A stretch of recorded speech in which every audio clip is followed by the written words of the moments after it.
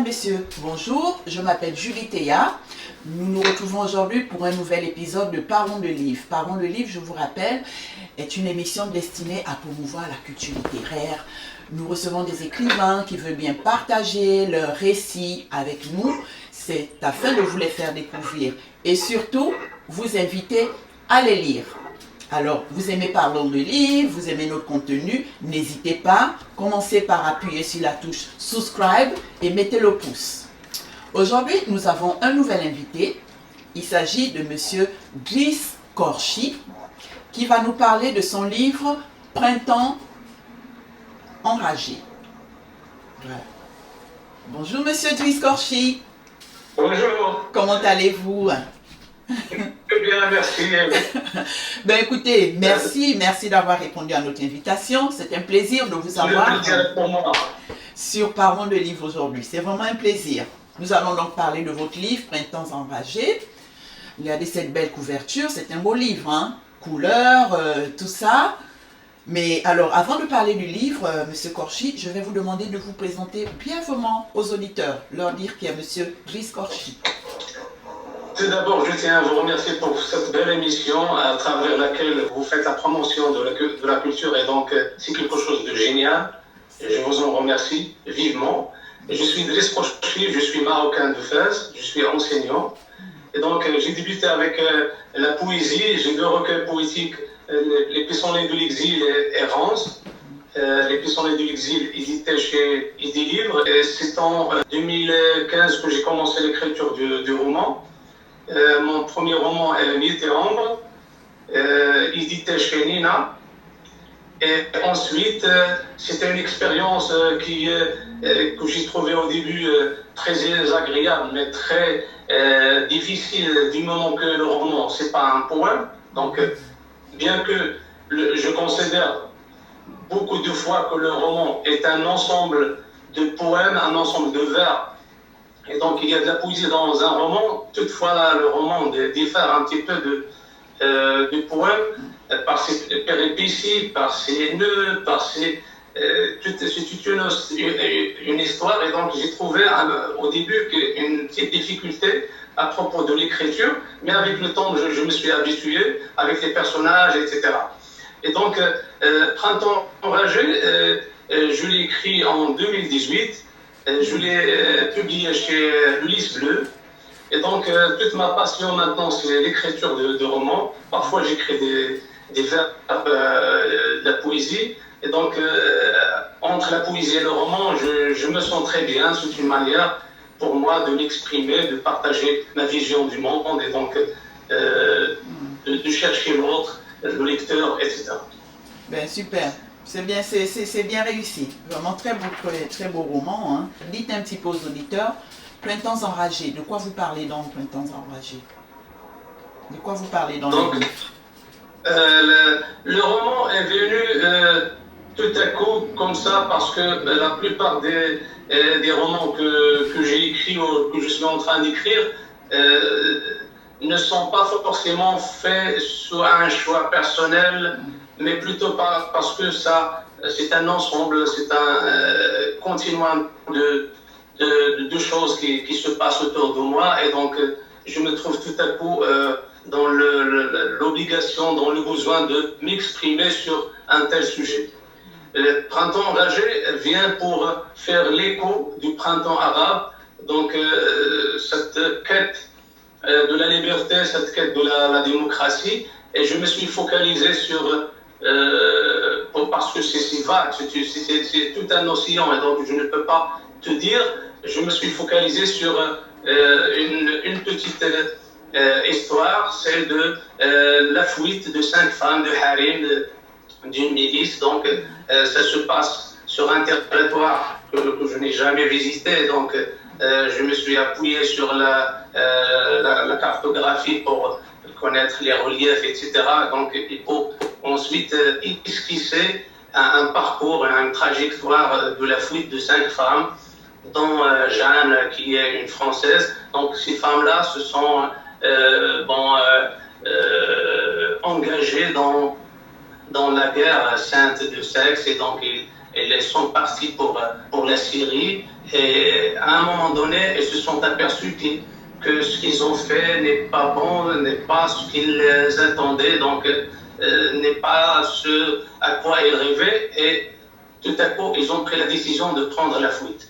Et c'était Jeanne qui a bien sûr tout planifié en trompant la vigilance de la majordome de Harim, et donc ils ont pris la fuite. L'histoire, c'est une histoire qui est une comédie, donc je vous dirais une tragicomédie, parce qu'il y a des scènes où vous pouvez bien sûr le constater, et il y a quelque chose de ridicule, mais il y a quelque chose de sérieux. Il y a la mort, donc il y a le sang, il y a le rire, il y a tout un monde. Et toute l'histoire, c'est une fuite, et une pause, puis une fuite jusqu'aux frontières turques. Donc l'histoire, je l'ai imaginée dans ma tête avant même de l'écrire, parce que je l'ai écrite très rapidement, pendant, je crois, un mois, je l'ai écrite. Donc le travail qui attendait après, c'est la correction, c'est la relecture, etc. Même lorsque je l'ai publié chez le Lys Bleu, maintenant je l'ai retiré parce que je me suis ravisé sur un tas de choses, et donc je voulais faire une relecture, une autre manière de voir cette histoire. Et donc c'est pour cette raison que mon ami le peintre syrien Abdelrahman Menna m'a offert cette belle toile, et j'ai pris la décision de la mettre en couverture. La première couverture, c'était celle-là. Ah, donc voilà, c'est la première couverture, le roman lorsqu'il était au Lys Bleu en France. Mais j'ai pris mon travail, j'ai pris en charge mon travail, aussi bien sur le contenu, la forme, etc. Parce que, comme vous le savez, il y a des maisons d'édition qui encouragent, parce que c'est une maison d'édition à compte d'éditeur, mais ils ne prennent pas en charge leur responsabilité quant à la correction, la relecture, etc. Donc, sous les conseils et les recommandations de quelques amis, j'ai pris la décision de retirer mon livre, parce que c'est vraiment quelque chose, c'est un contraste. Tout le monde cherche des éditeurs pour publier leurs livres, et moi j'ai retiré mes livres de chez l'éditeur, un éditeur à compte d'édition, c'est-à-dire qu'il a pris en charge le tout, mais le contenu, ce qui est important, c'est le contenu. C'est pas seulement la forme extérieure, c'est-à-dire la toile, etc., mais plutôt le récit. La forme, le contenu. Il faut qu'ils aillent en parallèle, aussi bien la forme que la contenance. Et donc ça, lorsque je suis satisfait de mon travail, c'est là où je suis bien. Dans ma peau.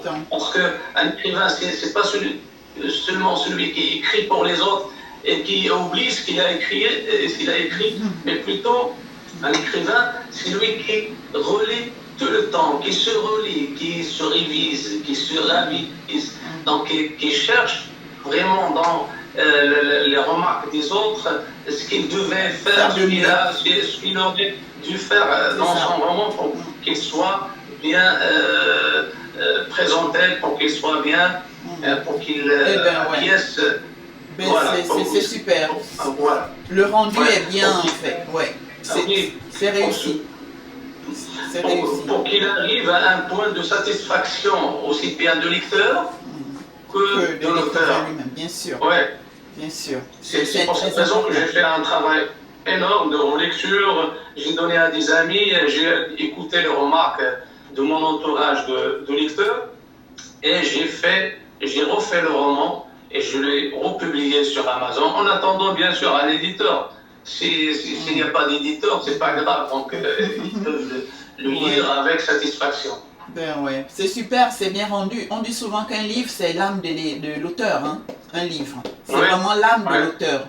Donc c'est effectivement, on comprend que c'est la représentation de l'auteur. Le livre représente l'auteur. C'est ça, c'est ça. Ben écoutez, le récit vraiment très très intéressant comme récit, hein. Le rendu est bien fait, vous l'avez bien écrit, et ça captive vraiment l'attention. Alors, les thèmes qui apparaissent là-dedans, comme vous dites, c'est la Syrie, c'est la guerre sainte, hein. c'est tous ces jeunes qui se retrouvent embrigadés dans des milices. La première question qui me vient à l'esprit, c'est qu'est-ce qui les pousse réellement à rejoindre ces groupes de rébellion? Vous expliquez un petit peu, mais j'aimerais vous entendre aussi parce qu'en écrivant le livre, comme vous dites, c'est un sujet voilà, dont vous avez voulu parler. Et donc, c'est ça la question en fait. Quelle est la raison valable qui pousse tous ces jeunes à se retrouver, à servir dans des milices, dans embrigadé, c'est même un engrenage après. C'est un engrenage. C'est quoi? C'est la naïveté ou c'est vraiment une conviction? C'est vraiment une conviction. Oui, parfois c'est la naïveté, mais c'est la déception en même temps. Peut-être autre problème, parce que lorsque j'ai présenté les 5 femmes, il y a par exemple Jeanne qui était étudiante de philosophie, donc il en avait à un moment donné, il en avait ras-le-bol, et donc il voulait changer, et surtout lorsqu'il a découvert qu'il a un lien avec ce qui se passe dans la série. Oui, là en fait, oui, mais M. Korchi, là en fait, on va d'abord parler des jeunes hommes, parce qu'il y a Ziad et Am. On va parler des jeunes hommes d'abord, on parlera des femmes après. Donc je parle d'abord des jeunes miliciens. Les jeunes miliciens, voilà. Oui, bien sûr. Bon, que ce soit pour les hommes ou les femmes, ils sont pris dans la naïveté, donc ils sont naïfs, et donc, ou bien ils sont poussés, ils sont emprisonnés tout à coup dans un cercle vicieux de participer à cette guerre qui est vraiment ridicule et aberrante. Donc, c'est pas de leur volonté, ils ont fait ça malgré eux. Et lorsqu'ils ont trouvé l'issue, ils ont trouvé l'issue pour fuir la guerre, et l'ont fait même avec les femmes. Et donc ils étaient dans une situation d'inquiétude, une situation d'indiscipline.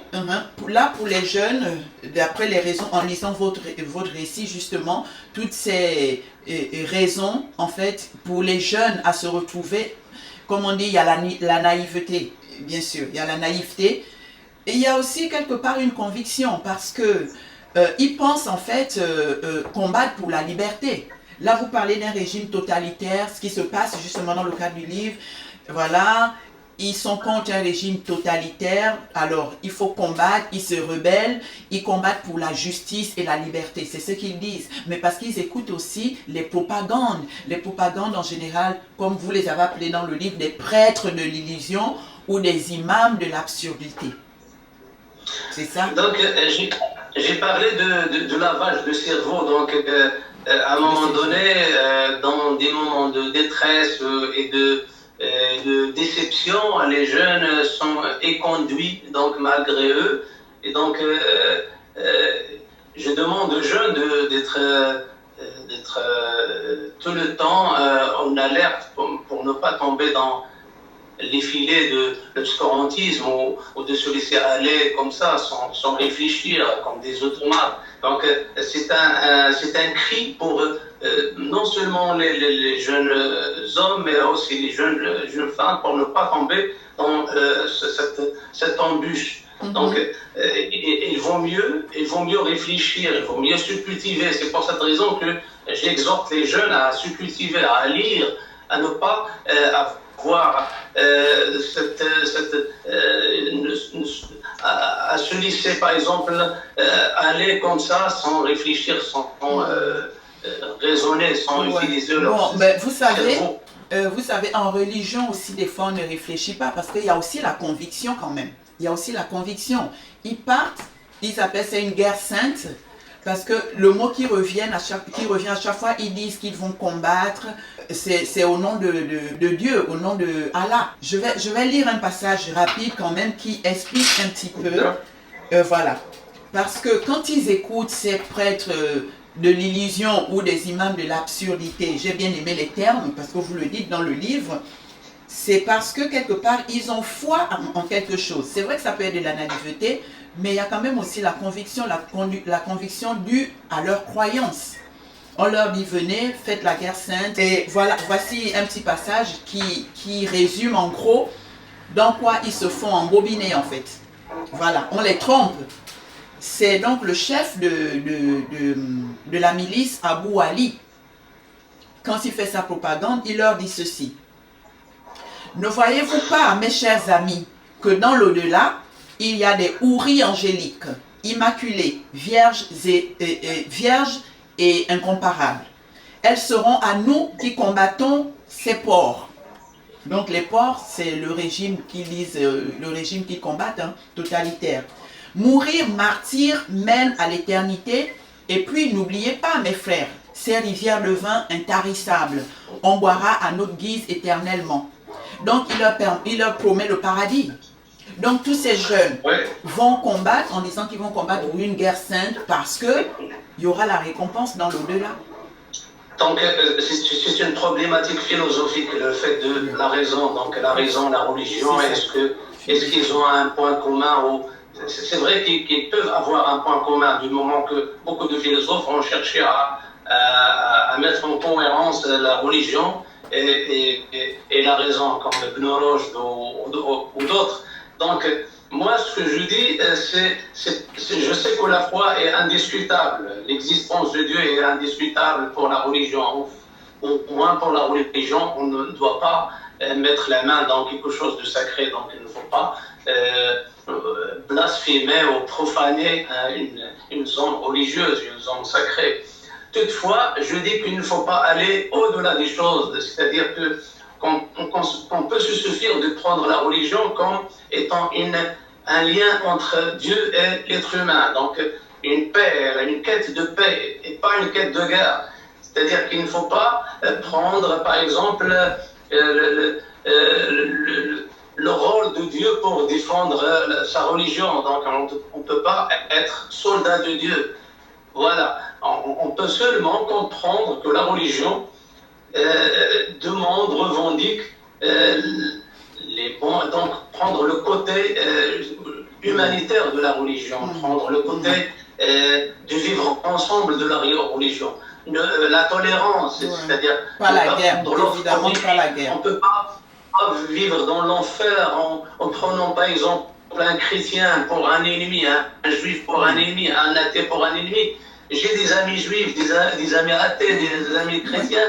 Je me sens très bien avec eux parce qu'il y a le respect tout d'abord. Je dois respecter l'autre. Donc, comme disait Rousseau, il y a toujours dans sa liberté, il y a la fin de sa liberté, c'est le commencement de la liberté de l'autre. Et donc, je dois tendre la main à l'autre pour serrer la sienne et non pas pour me combattre avec lui pour quelque chose qui me dépasse. Donc, moi, je suis humaniste, donc je défends l'idée que les humains doivent vivre en paix, pas vivre en guerre. Je sais que cette guerre peut être parfois provoquée politiquement par des impérialistes, etc., comme c'est le cas en Irak, ou en Syrie, ou au Yémen, ou en Libye. Je sais qu'il y a un bras de fer de force des impérialistes qui veulent s'emparer les trésors, les fortunes, les ressources des autres. Moi, je suis contre.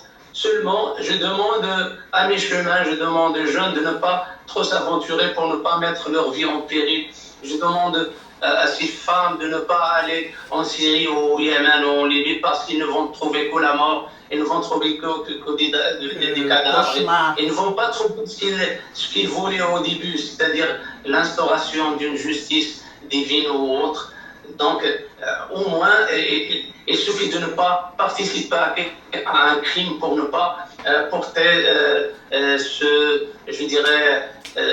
cette angoisse et ne pas tomber dans la complicité du crime.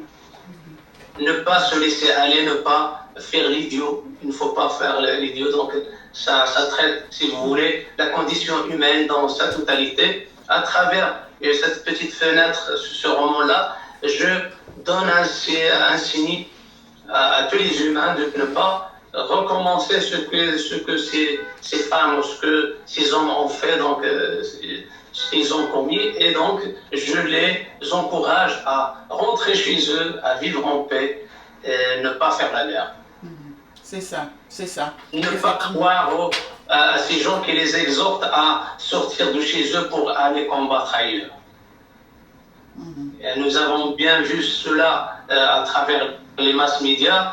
Donc, ce qui s'est passé en Égypte lors de la révolution égyptienne, dans cette place, Tahrir, je crois, la place Tahrir. la place Adawiya, donc la place Adawiya, les révolutionnaires ont décompé de cette place, la police a découvert 75 jeunes filles enceintes. Donc, voilà, c'est ça la conséquence de la participation dans une guerre dont on ne sait rien. Donc, on se prend pour idiot de participer comme ça, des jeunes filles qui tombent enceintes. Donc, les pères sont partis, mais les jeunes filles sont restées dans la conséquence de leurs aventures. Oui. Ce qui s'est passé aussi, ce qui se passe en Syrie, ça ne peut pas se passer même ailleurs dans le monde entier. Mais c'est aberrant, c'est quelque chose d'injustifiable, quelque chose d'inacceptable. Et donc, je dis à ces jeunes de travailler, de se cultiver, de chercher leurs avenirs, de vivre en paix, même s'ils veulent demander ou revendiquer quelque chose, quelque droit qu'il soit, et ils doivent les revendiquer d'une manière civique, d'une manière qui est acceptable, et ne pas participer à une guerre dont ils ignorent tout. Oui, alors pour revenir aux 5 femmes, qui effectivement, les 5 fugitives, il y a différentes raisons. Chacune d'elles a son histoire, et pour différentes raisons, elles se sont retrouvées dans ces camps de miliciens, camps cauchemardesques. Des 5 fugitives, chacune des 5 fugitives a une histoire. Il y en a qui y vont de leur propre gré, mais il y en a aussi, voilà, qui se font enlever par des groupes de miliciens. Il y a une des 5 fugitives, par exemple, qui s'est retrouvée malgré elle dans ce camp-là. Ils ne sont pas partis d'elle-même. Voilà, à son histoire. Il y a une raison derrière elle qui l'a poussée à participer à cette guerre. Mais Jeanne, qui sort quand même du lot, donc Jeanne, c'est la française, elle est allée d'elle-même, je ne sais pas, elle voulait aller donner un coup de main, tout ça, mais c'est bien parce que vous faites honneur quelque part à la femme dans ce livre-là, parce que en prenant le cas de Jeanne, elle s'est battue jusqu'au bout quand même. Elle s'est battue jusqu'au bout, c'est vrai, elle y est allée, mais quand elle a constaté que ils se faisaient tous en fait, excusez-moi le mot entubé, comme on dit, mais vraiment, ils se faisaient avoir, ils se sont fait embrigader là-dedans sur de faux prétextes. Voilà, elle a décidé de partir. Attention sur un réseau international qui a participé dans tout cela, qui encourage les femmes non seulement dans les pays arabes ou musulmans, mais aussi en Occident, en France par exemple. Moi, je me suis très bien documenté là-dessus. Il y a un réseau international qui exhorte les femmes, que ce soit en France, en Espagne ou ailleurs, pour aller justement participer à cette guerre. Et donc, Jeanne, vous savez que lorsqu'on a la tête bourrée de philosophie, parfois on est pessimiste et on cherche quelque chose pour justement un remède à une flamme qui ne travaille dedans. Et donc, Jeanne voulait autre chose, essayer autre chose. Et elle a rencontré par hasard ce réseau qui encourage les femmes à aller en Syrie. Et donc, puisqu'il a découvert tout à coup qu'il a un lien avec la Syrie à travers un ancêtre maternel, et donc je croyais que ça la concernait. Et donc, elle devait participer. Mais là-bas, il a trouvé autre chose. Elle était plus déçue clairement. Et donc, il a trouvé qu'il avait les yeux défiés sur la réalité amère. Et donc, il voulait s'échapper. Tout à fait.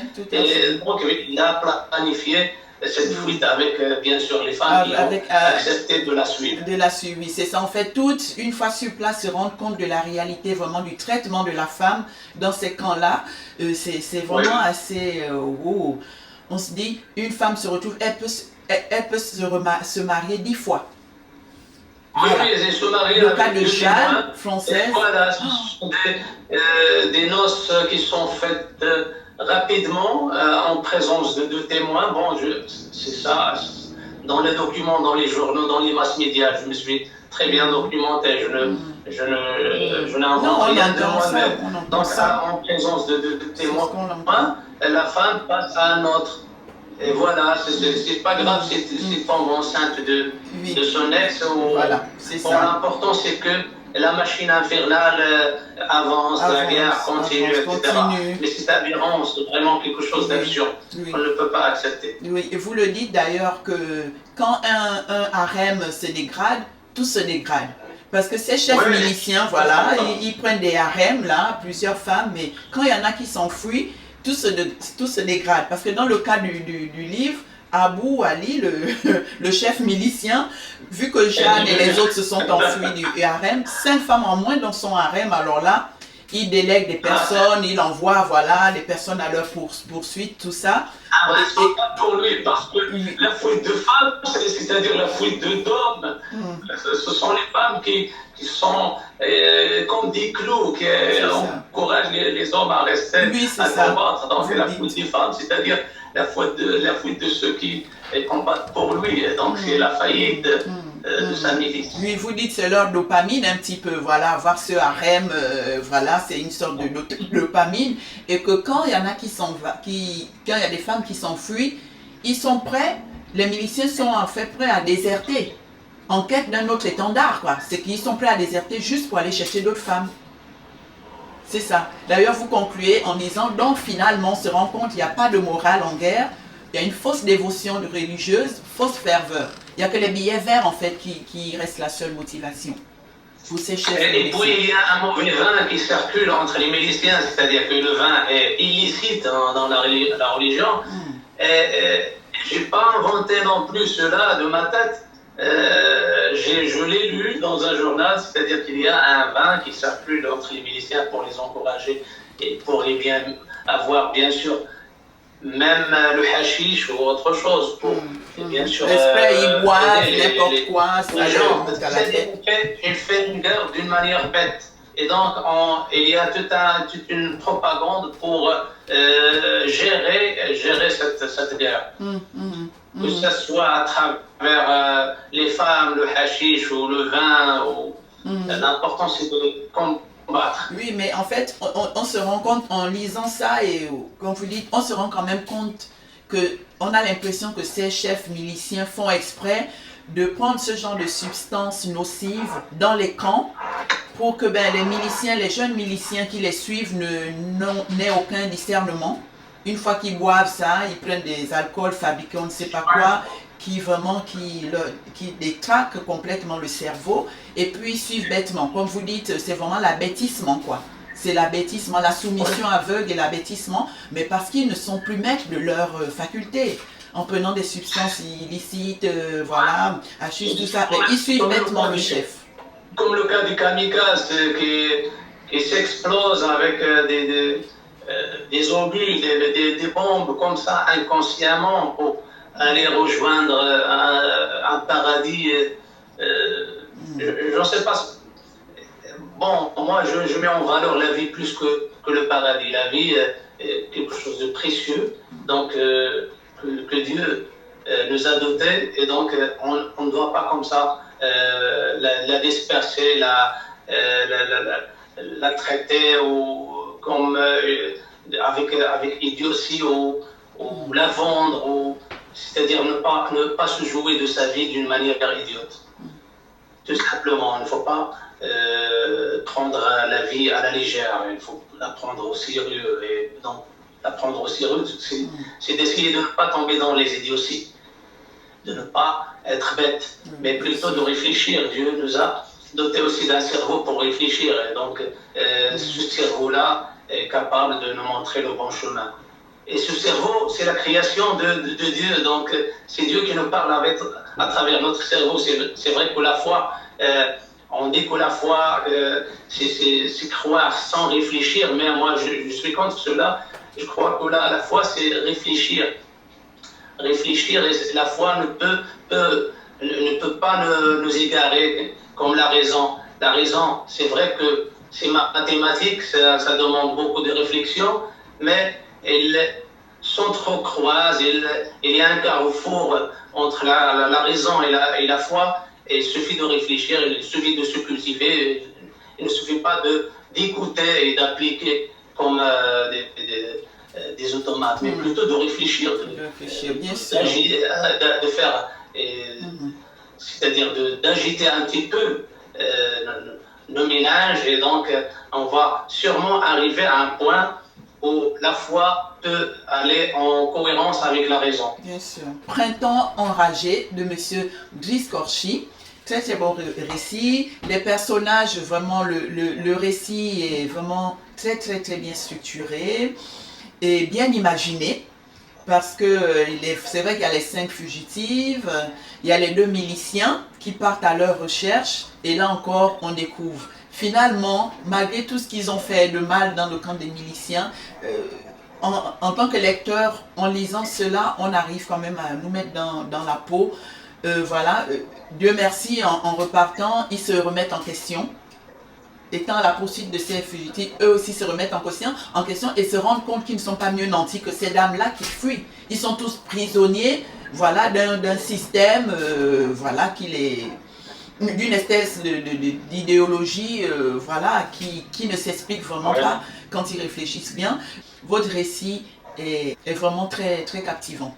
Ziad et Am, c'est une tragicomédie parce que par ces 2 personnages, ils sont tellement comiques que effectivement ça vient un petit peu, vous voyez, relativiser, voilà, en tant que lecteur on lit tout ça et puis on ne peut que les trouver sympathiques, hein, ces 2 personnages, on les trouve vraiment sympathiques. Les personnages atténuent d'une certaine manière la tragédie, exact, c'est des raisons pour laquelle, comme vous dites, c'est vraiment par comportement, par leur caractère, ils atténuent, ils épicent l'histoire d'une certaine humour qui l'empêche d'aller totalement au tragique. Donc voilà, ce sont des personnages qui sont très bien, qui me font rire lorsque je relis l'histoire.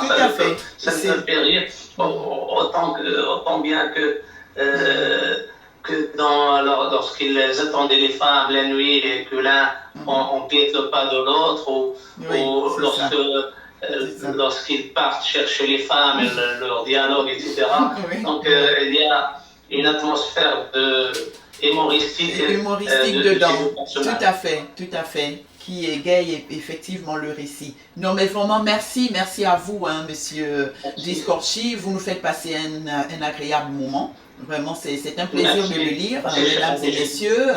Printemps enragé, lisez-le, vous ne serez pas déçus. C'est un récit captivant. Comme on dit, ces personnages, c'est le milicien. C'est vrai que les 5 femmes, il faut les découvrir parce qu'il a vraiment fait honneur aux femmes, notamment à travers ce personnage, Jeanne, l'autre, Jasmina, tout ça, c'est vraiment des femmes courageuses. Jeanne est allée jusqu'au bout. Et c'est des personnages vraiment, on ne peut que les trouver sympathiques. Même les 2 miliciens, hein, voilà, leur côté comique, tout ça, c'est des jeunes, ils se rendent compte après, ils font une introspection et puis se disent, voilà, mais dans quoi on s'est fourré, c'est vraiment très très bien. On ne dira pas comment se termine l'histoire, parce que le but quand même, c'est d'attiser votre curiosité, il faut aller le lire pour savoir comment ça s'est terminé. Est-ce qu'elles ont réussi à fuir, à s'en sortir? Est-ce que les 2 miliciens les ont capturés pour les ramener au camp? C'est à vous de découvrir. Mais en tout cas, la fin, elle est tout simplement réaliste. Je l'ai vraiment trouvée réaliste. Vraiment, merci à vous, hein, Monsieur Korchi.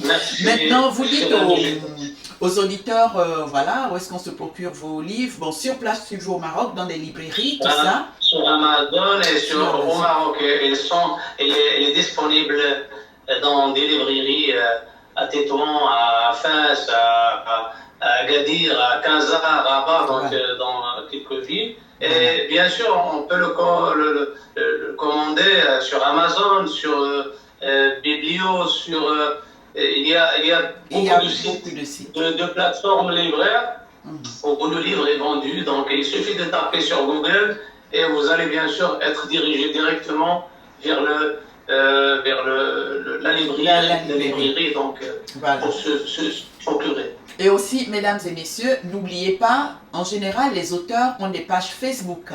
Donc, quand vous avez lu un livre, faites-leur plaisir. Nous sommes là pour encourager la lecture. N'hésitez pas, laissez des messages sur les pages Facebook des auteurs. Dites-leur ce que vous avez pensé du livre, si la lecture vous a plu. C'est très, très, très important pour les auteurs. Voilà. Encore un grand merci à vous, Monsieur Korchi. Vraiment merci. Merci. Merci à Parlons de Livre.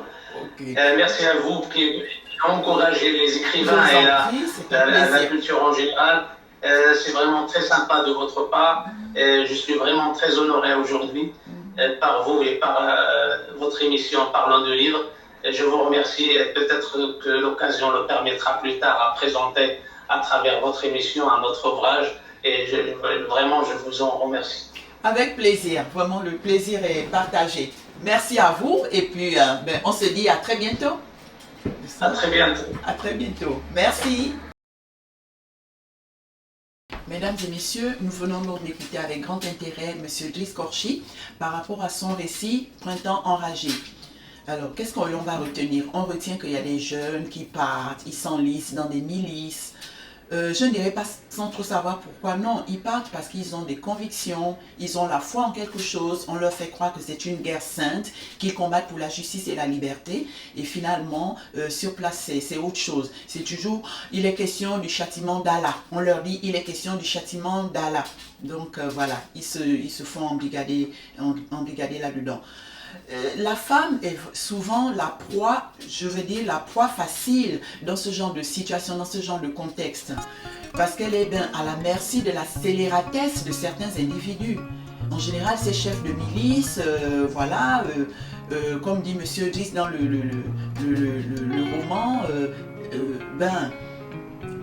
ils prennent toutes ces femmes pour se constituer des harems. Voilà, elles se retrouvent là-dedans, esclavagisées, chosifiées, elles ne peuvent vraiment pas s'en sortir. Dans le cas du livre, le personnage Jeanne, qui est donc cette Française, elle est philosophe, elle pense qu'elle a des origines syriennes, et puis elle veut aider, elle veut faire quelque chose voilà, pour cette patrie, et elle va sur place. Arrivée dans le camp, elle se rend compte que c'est un cauchemar. Donc, elle fait partie des 5 fugitives. Lisez le livre, vraiment l'histoire est très bien faite. Il faut lire le livre pour savoir si elles s'en sont sorties ou pas, si les 5 fugitives s'en sont sorties. Il y a quelque chose que j'ai aimé dans le livre qui explique un petit peu la bêtise humaine, l'être humain, qu'est-ce qu'on cherche, au lieu que ça soit la paix tout autour de nous, quelles que soient les convictions, la foi, les religions, tout ça. Monsieur Korchi écrit ceci: nous les humains cherchons le bonheur dans la destruction et nous brûlons des villes pour écrire un poème. J'ai aimé cette phrase, ça nous fait réfléchir. Donc voilà, mesdames et messieurs, lisez-le, Printemps enragé, découvrez les 5 fugitives, qu'est-ce qui arrive, est-ce qu'elles arrivent à s'en sortir ou pas. Il y a 2 miliciens qui sont envoyés à leur trousse, qu'est-ce qui va leur arriver, est-ce qu'ils arrivent à rattraper les dames et les ramener au camp. C'est très intéressant. Lisez ce livre. Merci. Vous aimez Parlons de Livre, vous aimez notre contenu, n'oubliez pas, subscribe, abonnez-vous, mettez le pouce, commentez. On se dit à très bientôt. Merci.